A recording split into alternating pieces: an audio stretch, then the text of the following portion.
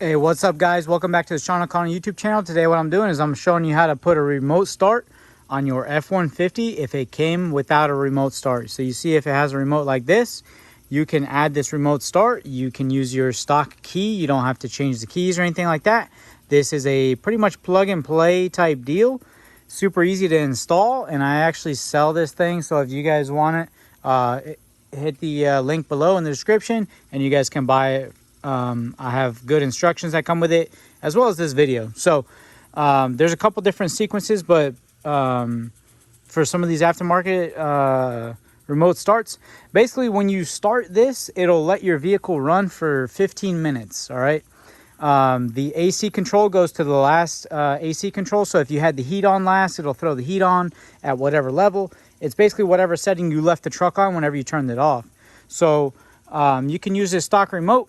The kit is, like I said, pretty much plug and play. Comes with good instructions here, paper instructions, or you could refer to this video, which I think is probably the best bet. This is for 2021 and newer F-150. So as you see, you have a little module here that it comes with, and this module, this all gets basically hidden under the This basically gets hidden under the glove box, back behind the glove box. It plugs into some factory stuff. As you can see, the wiring is all set up like factory wiring. Nice pin on it. The only thing that you have to do is you do have to add this ground, which the ground, basically you just undo one nut under back behind the glove box and you put this on there. So it's pretty simple. I'll show you guys how to do it. All right, so I'll show you guys first how to remove the glove box. So you see right here, here's the glove box. And go ahead and clear the stuff out of there. You don't necessarily have to do this, but I think it's best to do it like this. So once you have the stuff out of the glove box, you'll see on the side right here, you have this little tab right here. You just push this in, and then the same thing on the other side. And then that's gonna allow that to dip down. Once it's dipped down, you can basically just pull it off. These are the two little, or three little fingers that are holding it on there. So go ahead and set this to the side so you can get in here and mess with this. All right, so this gray harness in the middle, so you'll have 1, 2, 3, 4 harnesses. This gray harness in the middle, you're going to want to unplug this harness. So you just basically press down in the middle and pull up, and that'll unplug. This is where you're going to plug this connector into. So you can see this is the female end of the adapter. You want to take this male end, and this male end is going to go into the basically the plug right here, and then the other end of this is going to plug into what you unplugged from that harness. Make sure when you put it together that it snaps into place. You'll hear a loud click whenever it goes through.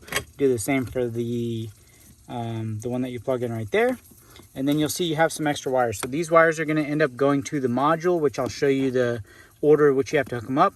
And then this is going to be your ground wire. All right, so once you plugged in the harness, you want to go ahead and plug the ground in. What I end up doing, so you can see this bolt right here. You're going to want to remove this bolt using a 10 millimeter. I'm going to use a drill, but you don't need a drill. You can do this without power tools. But you're just basically going to remove this bolt and then put this on the other side of the bolt and then screw the bolt back in. All right, so this is what it'll look like.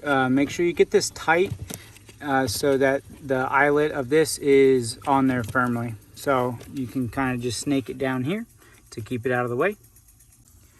All right, so when you put all the wiring in here, make sure you push it down below this metal piece right here so that the glove box can close correctly. You're going to want to do the same with this other side of the harness. Basically push it along this side. And then you're going to take the module. What you're going to do with the module is there's a little button on it right here, as you can see, this right here. What you're going to have to do is you're going to hold this button down. And while you're holding the button down, you're going to plug in this black connector. You see the tip of this is black. So you're going to push it, hold the button down, insert this into the module, and then go from there. All right, so you're going to plug in that black connector there. Stay holding on the button. What you're going to do is there's going to be a slight moment that only that blue light on the end is lit, as you see it goes to blue and then red and then just blue, you want to let go of the button when it's just blue. All right, so I'll do it on the next one. All right, and then the blue light should stay lit. If for any reason the blue light doesn't stay lit, then you want to basically unconnect the black harness and then do the process over again. Okay, so now that that's there, let's go to the next step. All right, the next step is to insert the white connector. It has a white tip. You can see that it's inserted now. The blue light is still on. And then you want to go to the next step. Kind of let this hang here to do the next step before you mount this in here. All right, the next step is to let this kind of dangle here. Take the key, move it to the on position. So it's just going to be, I believe, 2 clicks. 1, 2. It's in the on position. All right, so once you turn the key on, leave it on for a second and a blue light will start flashing. After the blue light has flashed a couple times and just the blue light, go ahead and turn the key off. All the lights should go off. And then after all the lights go off, turn the key back to the on position and you'll see the yellow light turn on. You can go ahead and turn your key off. Go ahead and exit the vehicle, close the door. And then what you want to do is you want to try the key sequence. You're going to do lock, unlock, lock, and wait about 5 to 10 seconds and the vehicle should start. Once it has remote started, go ahead and zip tie the module, or kind of put the module to the side. Over here is where I put it. You can zip tie it up over there and then you're good. All right, so the sequence on this is going to be lock, unlock, lock. Give it a few seconds and it'll start. So lock, unlock, lock.